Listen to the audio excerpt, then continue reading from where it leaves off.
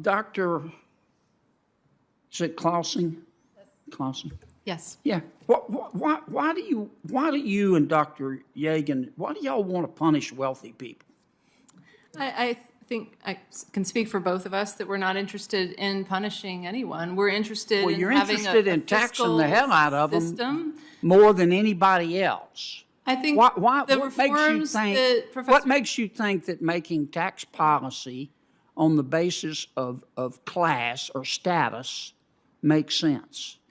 Senator John Kennedy puts Democrat tax policy witnesses on the spot in one of the most unfiltered Senate hearing exchanges in recent memory. Kennedy presses economist Dr. Clausing on why progressive taxation makes sense, why wealthy residents are fleeing New York City and California, and whether any rational person would turn down the financial benefits of moving to a zero-income tax state like Florida. What starts as a policy debate quickly becomes a full ideological collision between two fundamentally different visions of capitalism, government, and individual freedom. The witnesses hold their ground, Kennedy holds his, and the result is a hearing clip that is impossible to look away from. Watch the full breakdown, segment by segment, including the moment one panelist accidentally agrees with Kennedy's core economic argument without realizing it. Let's dive into the main video. Thank you, Mr. Chairman.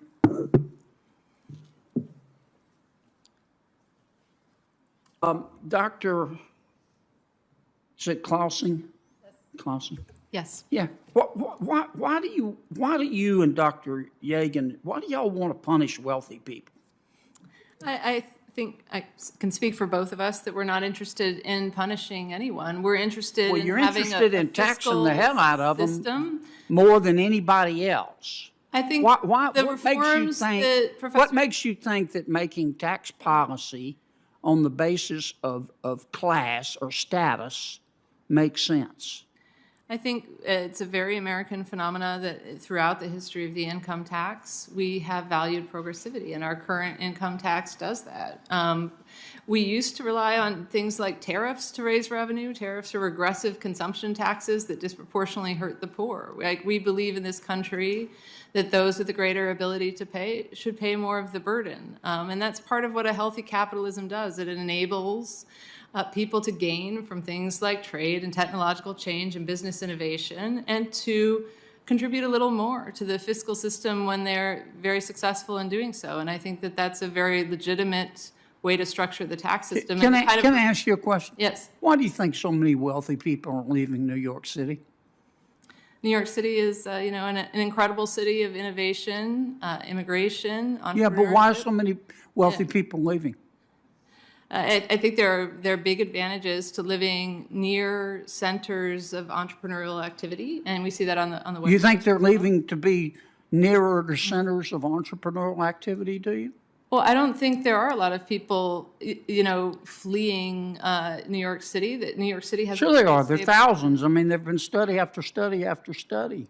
Why are so many wealthy people leaving New York City? I think there's an enormous number of wealthy people who are in New York City and continue. But why are so many leaving? I can't speak to why particular people leave. I can tell you why. It's taxes. You know that as well as I do. It's taxes. I think if you look at the economic... Some of it's crime, but most of it is taxes. Well, people vote with their feet. The same reason that people are leaving California and moving to Austin. If you look at California, it's one of the most successful economies in the world, and it continues to be so. It attracts people. But they're losing people. I don't think it's in any danger of decline, nor is New York City. And these are very vibrant places. I don't think we're going to ever agree. Reasons. Yeah. I don't think we're going to ever agree. But I appreciate the time of all three of you. Thank you. To be fair, there also are people moving the other way. There are people who move to New York. They just don't all leave from New York. It's a two-way street in and out of New York. And it's a two-way street between Austin and California. People leave Texas and go to California, and some of them do very well. Well, that's true, Sheldon, but I can show you study after study after study, as you well know, and as the professor knows, that shows that people are leaving high-tax states and moving to low-tax states. All you have to do is all you have to do is look at the demographics. Pick the 9 states that have, say, a state income tax, and compare that that don't have a state income tax, and compare that to the states that do. It's called tax avoidance, and there's nothing wrong with it. It's perfectly legal.